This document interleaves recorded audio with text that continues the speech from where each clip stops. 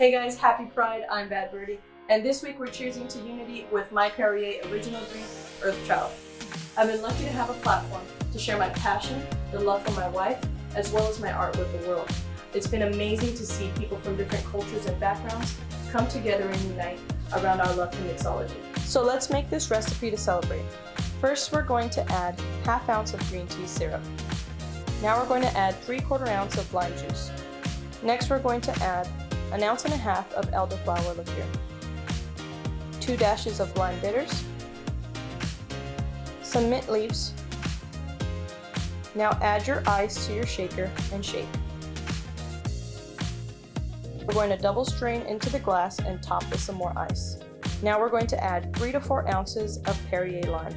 Finally, we're going to garnish with a green tea candy globe and mint crystals. If you don't want to be this fancy, just a simple mint sprig is fine. And that's it. I cheers to unity with my Perrier drink, Earthchild. Come back to Perrier USA tomorrow and see how we're keeping the Pride party going. Cheers!